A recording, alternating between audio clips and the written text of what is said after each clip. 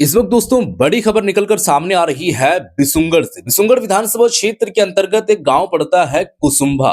वहां पर बीते 3-4 दिन पहले जिस दिन रामनवमी था उसी दिन एक घटना घट जाती है कि 12 वर्षीय एक बच्ची के साथ में रेप वाला मामला सामने आता है और हत्या वाला मामला भी सामने आता है। अब होता ये है कि इतना बड़ा मुद्दा बन जाता है कि तमाम लोग सड़कों पर उतर करके, तमाम राजनीतिक दल के लोग भी, तमाम ग्रामीणों में आक्रोश देखने को मिलता है और तमाम ऐसे लोग जो है वो ये मांग करने लगते हैं कि ये जो मामला पेश आया है, ये जो घटना घटी है, ये काफी निंदनीय है, घोर निंदनीय है और सख्त कंडेम्ड करते हैं और मांग करते हैं पुलिस प्रशासन की कि उन लोगों की गिरफ्तारी हो और फिर वो गिरफ्तारी करके कड़ी से कड़ी कठोरता दंड दंड के साथ में, और यहाँ पर उन लोगों के साथ जो है वो सजा भी उन लोगों को मिलनी चाहिए। अब मामला सामने आ चुका है। हजारीबाग पुलिस, झारखंड पुलिस मामले में बड़े खुलासा करते नजर आ रहे हैं और ऐसे-ऐसे खुलासे किए हैं, ऐसे-ऐसे बातें बोले हैं उन्होंने,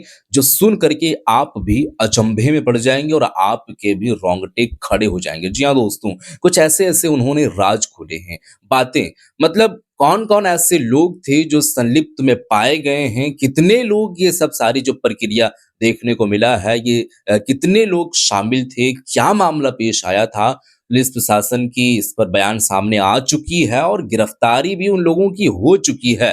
3 लोग मुख्य तौर पर इन लोगों की गिरफ्तारी हुई है और मैं आपको बताते चलूँ, वीडियो तो मैं आपको दिखाऊँगा ही, वीडियो आपको मैं दिखाऊँगा, आप इस वीडियो में बने रहें और इस वीडियो में आप लोग देखिएगा कि प्रशासन का क्या कुछ कहना है और वो कैसे-कैसे, क्या-क्या बातें करते नज़र आ रहे हैं। सबसे पहले तो इस मामले में उनकी माँ ही शामिल थी, जिसका नाम जो है वो रेशमी देवी है, और उसके बाद दूसरे नंबर पर जो है वो भगतनी ओझा के तौर पर काम करने वाली उन्हीं के जो है वो गाँव से बिलॉन्ग करती हैं शांति देवी, और एक जो है वो भीमराम करके शख्स हैं, जो ये मामले में संलिप्त पाए गए हैं। तो ये मुख्य 3 लोग हैं जिन लोगों की गिरफ्तारी हुई है और अभी ये सब सारी चीज़ों पर मामला चल रहा है और आगे और भी मज़ीद जो है वो बातें सामने आनी बाकी है। अब मैं आप लोगों के सामने सबसे पहले वीडियो रखता हूँ कि आखिर में इस मामले में प्रशासन का क्या कुछ कहना है और वो क्या कुछ कहते नज़र आ रहे हैं। वीडियो पहले आप लोग देखिए, फिर मैं उसके बाद आगे की बातें करेंगे। वीडियो देखिए पहले आप। दिनांक 25 मार्च को विष्णुगढ़ थाना अंतर्गत कुसुम्भा गांव में एक बच्ची का शव बरामद किया गया था, जो कि एक दिन पहले ही 24 मार्च को मंगला जुलूस के दौरान मिसिंग हो गई थी। इस संबंध में बच्ची के मां रेशमी देवी के आवेदन के आधार पर विष्णुगढ़ थाने में मर्डर और पॉक्सो के अंतर्गत एफआईआर दर्ज किया गया था। मामला चूँकि काफ़ी गंभीर था और इस केस में करीब करीब किसी प्रकार का कोई आई विटनेस और कोई परिवार की तरफ से भी कोई स्पष्ट बताया नहीं जा रहा था, इसलिए पुलिस के द्वारा सभी पहलुओं पर काम किया गया।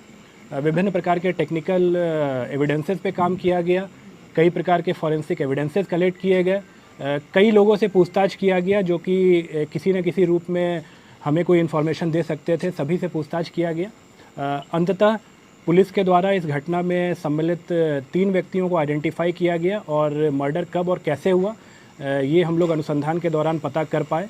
जो 3 व्यक्ति जिनको कि गिरफ्तार किया गया है उसमें एक मृतका की अपनी मां रेशमी देवी हैं, उसके अलावा गांव की ही एक महिला शांति देवी हैं जो कि उनको भगतनी भी कहा जाता है और उनके द्वारा मुख्य रूप से तंत्र मंत्र इत्यादि का काम किया जाता है। और तीसरा व्यक्ति इसमें जो शामिल था वो था भीमराम। ये तीनों एक ही गांव के रहने वाले थे, भीमराम, और ये तीनों एक ही गांव के रहने वाले थे। और हत्या का जो मुख्य कारण था वो मृतका की मां को विभिन्न प्रकार के पारिवारिक समस्याएं आ रही थी और जिसके सॉल्यूशन के लिए बेसिकली ये इस भगतनी के पास गई थी और इसी दौरान एक नरबली के दौरान बच्ची का जान लिया गया। और 3 व्यक्तियों को जैसा कि मैंने बताया कि गिरफ्तार किया गया है और इन तीनों के खिलाफ बहुत जल्द हम लोग पुख्ता सबूतों के आधार पर चार्जशीट सबमिट करेंगे और प्रयास करेंगे कि इनको कठोरतम दंड मिले। बच्ची का जिसके बारे में बताया जा रहा है 12 वर्ष की बच्ची थी। हाँ जी बिल्कुल। ये अवैध संबंध से जुड़ा जा रहा था। नहीं, जैसा कि अभी जो कारण बताया गया है मैं बता रहा हूँ, बहुत डिटेल में आपको एसपी हजारीबाग के द्वारा ही बताया जाएगा कि क्या इसमें किस प्रकार से चीज़ें हुई। बट मुख्य रूप से ये नरबली का मैटर था, एक अंधविश्वास का, एक तंत्र मंत्र का ये मैटर था। भीमराम की भूमिका क्या है? डिटेल में आपको एसपी बताएंगे कि किस प्रकार से इसमें चीज़ें जो है वो कैसे कैसे घटना को अंजाम दिया गया था, कैसे बच्ची की जान ली गई थी और किस प्रकार से घटना को अनावश्यक रूप से एक अलग रंग देने के लिए, खास करके जो भीमराम का मैंने नाम लिया, उसके द्वारा इसमें पूर्ण रूप से प्रयास किया गया था। इसके बाद कि 24 तारीख की रात को कुसुम्बा थाना में एक घटना कारित की गई, जिसकी सूचना 25 को थाना को मिली। 24 को मंगला जुलूस के दौरान जो मृतिका है, एक नाबालिग बच्ची है, वो मंगला जुलूस के बाद मिसिंग पाई गई। गांव के कुछ लोगों को ये बताया गया कि घर के सदस्यों के द्वारा कि ये मंगला जुलूस के बाद से कहीं गई है, मिल नहीं रही है, और उसको ढूंढने का प्रयास किया गया। कुछ हद तक गांव के कुछ लोग इसमें इन्वॉल्व हुए उसको ढूंढने में। अगले दिन तक बॉडी या वो बच्ची नहीं मिली। तो फिर जब अगले दिन उसका मृत शरीर के बारे में जानकारी प्राप्त हुई, हम लोगों ने एफआईआर किया। इसमें मुख्य रूप से 3 मेन अक्यूज्ड अभी तक सामने आए हैं, जिसमें एक खुद उसकी माँ है रेशमी देवी, दूसरा भीमराम है, और तीसरी एक जो तंत्र मंत्र करती हैं, ओझा गुनी जिसको भी कहते हैं, एक महिला है शांति देवी। जो मृतिका की माँ हैं और भीमराम के बीच करीब 10 वर्षों से अनैतिक संबंध की बात सामने आई है, और उनके जो पति हैं वो महाराष्ट्र में कुछ रोजगार करते हैं और कम ही घर आना जाना होता है। मृतिका के जो बाकी भाई बहन हैं वो भी उनको अपने पिता के नज़र से ही देखते हैं, और एक तरह से उस परिवार के ऊपर भीमराम का कंप्लीट होल्ड जैसा है। तो इनके जो पुत्र हैं, मतलब मृतिका का जो भाई हुआ, उसके विषय में उनकी माँ काफ़ी चिंतित रहती थी, क्योंकि वो मानसिक और शारीरिक रूप से उनको कमज़ोर लगता था। साथ में उनका इकलौता बेटा था, तो उनको हमेशा इस बात की चिंता रहती थी कि कैसे इसका भविष्य उज्जवल हो जाए, ठीक हो जाए, स्वास्थ्य भी इसका अच्छा हो जाए। ओझा गुनी का जो उनकी विश्वास है, वो पिछले कई सालों से वो जो हम लोग बताए कि शांति देवी हैं, जो ओझा गुनी करती हैं, और जो एक भक्तिनी जिसको कहा जाता है ग्रामीण परिवेश में, उनके पास जाती थी। ज़्यादातर समय अपने पुत्र के शारीरिक स्वास्थ्य को लेकर या कभी कभी नौकरी के लिए जाती थी, कभी कभी घर में तंत्र मंत्र से अपने घर को बंधवाने के लिए जाती थी, जो सब पूर्व में किया भी गया इसी भक्तिनी के द्वारा। कभी अगर ज़मीन का भी विवाद हो, किसी भी तरह के व्यक्तिगत जो उनकी समस्याएं होती थी, उसके लिए वो जाने लगी थी। तो इन चीज़ों में एक तरह से ये जो भक्तिनी है वो उनसे उसके बदले में पैसे और बाकी चीज़ें लेती थी। उनके घर में, जैसा मैंने बताया, कि हर चीज़ के लिए वो डिपेंड करती थी भीमराम के ऊपर।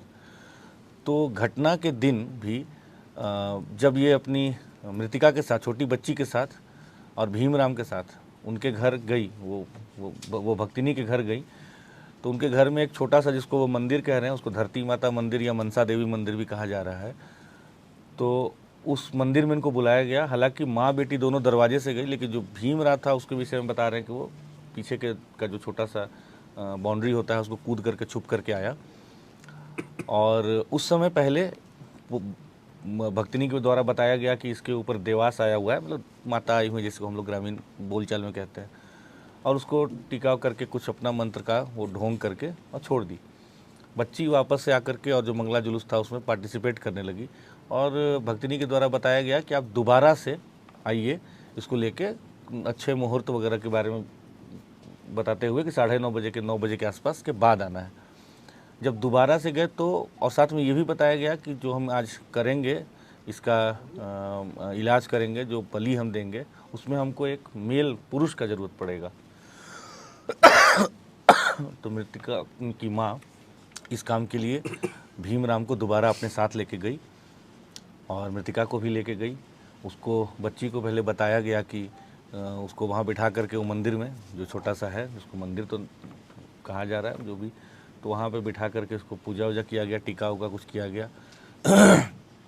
उसको मुकुंदाना और इलायची वगैरह का प्रसाद खिलाया गया, और बोला गया कि तुम्हारे ऊपर कुछ दोष है, आज हम लोग जो उपचार कर रहे हैं, इससे तुम दोष मुक्त हो जाओगी। फिर इनकी मान्यता थी कि जो वहाँ बसवाड़ी है, जो हमारा, जहाँ से हमें शव बरामद हुआ बाद में, कि उसी बसवाड़ी में वहाँ के भूतों को बांध के रखते हैं, ये कह करके इसको वहाँ ले गए, और फिर वहाँ इसको लेटने के लिए कहा गया, और उसके बाद उसका भीमराम के द्वारा इसका गला दबा करके इसकी हत्या की गई। साथ ही उसको जो उसको कॉलिंग स्टिक कहते हैं, उसकी मदद से आप सब जानते हैं कि इंसर्शन किया गया ब्रूटली और उसका सर फोड़ करके उसका खून लिया गया। तो ये सारी जो कृत्य हुआ है इसमें हम लोगों के पास काफ़ी पुख्ता एविडेंस और जो सूचना भी प्राप्त हो रही थी और एविडेंस भी हम लोगों को मिला। सबको हम लोगों ने अरेस्ट भी किया और हम लोग इस केस को बहुत गंभीरता से ले रहे हैं। हम लोग पूरी तरह से प्रयास करेंगे कि इसको हम लोग स्पीडी ट्रायल में ले करके जल्द से जल्द मृतिका को हम लोग न्याय दिलाएं और कठोर से कठोर हम लोग उसको दंड दिलवाने का पूरा प्रयास करेंगे। इस कांड के उद्भेदन के लिए 26 तारीख को ही रेस्पेक्टेड डीजीपी मैम के द्वारा और मेरे द्वारा एसआईटी का गठन किया गया था। उस एसआईटी में शुभम थे जो प्रोफेशनल आईपीएस हैं, साथ में एसडीपीओ विष्णुगढ़ थे, इंस्पेक्टर विष्णुगढ़ थे, 2 प्रोफेशनल डीएसपीस थे, कई और अन्य पदाधिकारी भी थे। साथ में कई और अन्य पदाधिकारियों ने इसमें काफ़ी सक्रिय भूमिका निभाई। इसमें सदर एसडीपीओ अमित आनंद है, साथ में वरीय पदाधिकारियों का भी लगातार हम लोग को निर्देश मिला। तो इन सब के कारण हम लोगों ने इस कांड का उद्भेदन किया है। सभी लोगों की गिरफ्तारी कर ली गई है। जो विधि सम्मत सारे प्रोसेस हैं फॉलो किए गए हैं, आगे भी किए जाएंगे और इस विभत्स घटना का हम लोगों ने उद्भेदन किया। आप लोग जानते हैं कि घटना कारित होने के बाद ये भीमराम ही है जिसने कि इस घटना को कई तरह के कलर देने की कोशिश की। बार बार वो पुलिस को गुमराह करने के लिए इन्वेस्टिगेटिव एजेंसी को गुमराह करने का प्रयास करता रहा, but finally on the basis of very good evidence हम लोगों ने तीनों को आज अरेस्ट किया है। हाँ, जो जिसको मैंने बताया उसको तंत्र मंत्र की भाषा में संभवतः कॉलिंग स्टिक कहते हैं। तो ऐसी मान्यता है। हाँ, कॉलिंग स्टिक। तो ये जो वहाँ जो ये भक्तिनी है, जो लेडी है, अक्यूज्ड लेडी, उसके हिसाब से जो नरबली देना है वो एक कुंवारी लड़की का ही होना चाहिए। साथ में उसने ये भी उसकी माँ को कन्विंस किया कि तुम्हारी जो लड़की है ये इस पे देवास आया हुआ है। तो दोनों तरीके से उसने कन्विंस किया। अगर अपने बेटे का भला चाहती हो तो कुंवारी लड़की का, और आप लोग ध्यान देंगे कि वो जो तारीख है वो अष्टमी और नवमी का तारीख है। तो उसमें जो कॉलिंग स्टिक का कॉन्सेप्ट ये होता है कि उससे वो कुछ विधि करते हैं और फिर उसको उस तरह से ब्रूटली वो किया जाता है। ये सर इसमें बातें निकल कर आई थी, जीभ काटा गया, आँख तोड़ा गया, ये भी बातें हैं जो हम लोग के पास अभी तक पोस्टमार्टम रिपोर्ट आया है या जो हमारे पास इंक्वेस्ट रिपोर्ट है या जो इनिशियली ऑब्जर्वेशन था जो पीओ पे गए थे, उसमें जीभ काटने, आँख निकालने, दांत तोड़ने की बात की पुष्टि नहीं हुई है। पुष्टि हुई? नहीं हुई है। नहीं हुई। नहीं। रेप की पुष्टि भी नहीं हुई। अभी तक जो जानकारी है उसके आधार पर आज नहीं हुई। बलात्कार का पुष्टि हुई? वही बताएं। सर ये लिंक कैसे जुड़ा है? इतना समय क्यों लगा? देखिए, कई बार मामले के खुलासे में जल्दी भी हो जाता है। कई बार केस की जो कॉम्प्लेक्सिटी होती है उसके कारण हम लोग को डिटेल से इन्वेस्टिगेशन करना होता है। ये जैसे कि एक केस है जिसमें अब आप लोग ज़्यादा इस बार इस चीज़ को अप्रिशिएट करेंगे कि ये बहुत ही एक लोकल लेवल पे घटित क्राइम है जिसमें कि खुद उसके घर के लोग इन्वॉल्व हैं।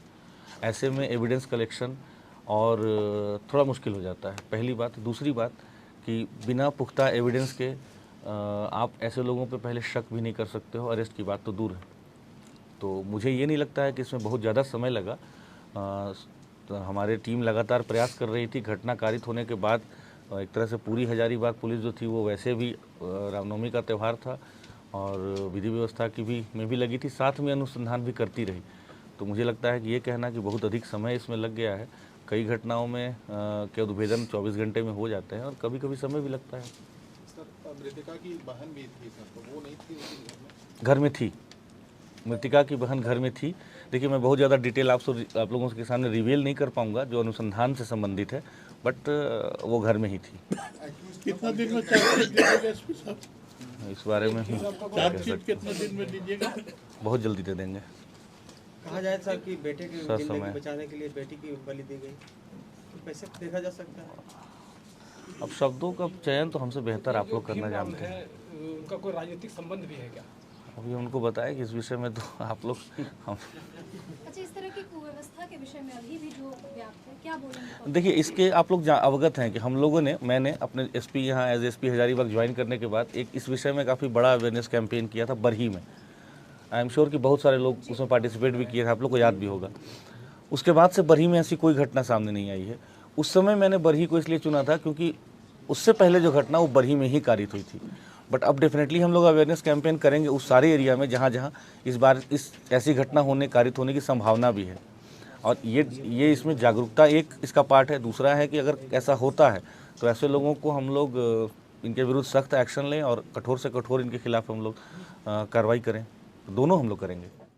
तो जी हाँ दोस्तों, वीडियो तो आप लोग देख चुके हैं। अब मैं ये समझ सकता हूं कि मैं बताऊं उससे पहले वीडियो तो आप लोग देखे हैं, तो इससे में आप लोगों का सारा डाउट जो है वो क्लियर हो गया होगा कि मामला आखिर में क्या था। एक प्रेमी वाला भी मामला जो है वो सामने आ रहा है, अवैध संबंध वाला भी मामला सामने आ रहा है इनकी माँ और ये जो एक भीमराम व्यक्ति हैं इन लोगों के साथ में। लेकिन यहाँ पर इस मामले को थोड़ा सा अभी साइड किया गया है और यहाँ पर जो मेन और मुख्य तौर पर बातें बताई गई है वो एक तंत्र मंत्र वाला सामने आया है, मतलब बलि वाला मामला सामने आया है। और उन्हीं के गांव के जो एक झाड़ फूक करने वाले जो एक महिला जिनका नाम शांति देवी है, वो भगतनी है और उन्हीं के कहने पर, मतलब क्या कुछ मामला सामने आया था लेकिन उनके कहने पर कि उनकी जो है वो बलि देनी चाहिए, बलि अनिवार्य है, तो ये बलि वाला मामला सामने आया है। अब मामला क्या था क्या नहीं था और भी मजीद यहाँ पर खुलासे होने अभी बाकी हैं, लेकिन गिरफ्तारी अभी हुई है और जो कुछ भी बातें सामने आएंगे मैं आप लोगों के सामने जो है वो लेकर के सामने आऊंगा और आप लोगों को बातें पता चलेगा और मालूम चलेगा। लेकिन फिलहाल के लिए ये जो इतना एक हाइप बनाया गया था, ये जो एक इतने बातें चल रही थी सोशल मीडिया पर, तमाम तरीके के लोग बयानें दे रहे थे और ना जाने कितने आक्रोश में नजर आ रहे थे और कई सारे ऐसे लोग जो दूर दूर से आ रहे थे और ये मांग कर रहे थे। थाना घेराव, थानाबंदी वाला मामला भी सामने आया था, पूरा झारखंड बंद वाला मामला जो है वो सामने आया था और 30 तारीख, विगत 2 दिन पहले 30 तारीख को हजारीबाग बंद भी था और जुलूस लोग निकाले थे, मांग कर रहे थे पीसफुल तरीके से कि गिरफ्तारी हो। अब किनको पता था कि ये जो इतना बड़ा मामला सामने आया है, इस काम को और इस कृत्य को अंजाम में जो लाए हैं वो उन्हीं के घर वाले संलिप्त हैं और फिर उन्हीं के माँ इस मामले में जो है इंक्लूड नजर आ रहे हैं। तो थोड़ा सा आप सोचिए कि किस तरीके से यहाँ पर चीजें हो रही है और हैरत वाली बात ये पड़ जाती है कि ये जो एक भीमराम व्यक्ति है, ये व्यक्ति वहीं पर रहते हैं। चूंकि जांच पड़ताल भी चल रहा था, कई सारे ऐसे मीडिया लोग पहुंचते हैं और थोड़ा सा बाइट लेते हैं, बातें पूछते हैं।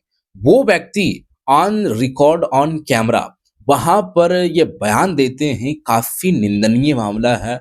और जो व्यक्ति भी ये ऐसे मामले को जो है वो, यानी कि ये मामले में संलिप्त हैं और इस मामले में जो है वो पूरी तरीके से पाए गए हैं, वो व्यक्ति के ऊपर में कड़ी से कड़ी कार्रवाई और सजा मिलनी चाहिए। उनको जो है वो टुकड़े टुकड़े भी कर देंगे फिर भी कम है। वही व्यक्ति कह रहे हैं, बयान दे रहे हैं, जो व्यक्ति उस मामले में संलिप्त पाए गए हैं और उस मामले में इंक्लूड वो व्यक्ति हैं, वही इस तरीके के बयान दे रहे हैं। तो आप समझ सकते हैं कि मामला क्या है क्या नहीं। फिलहाल के लिए दोस्तों जो बातें थी, मैं बातें आप लोगों को बताया हूं और इस मामले में आप लोगों का क्या कुछ विचार बनता है, आप लोग क्या सोचते हैं, वो आप नीचे कमेंट सेक्शन में कमेंट करके जरूर बताइएगा। फिलहाल के लिए इस वीडियो को शेयर कर दें। मिलते हैं फिर एक नई वीडियो के साथ, तब तक के लिए खुदा हाफिज़।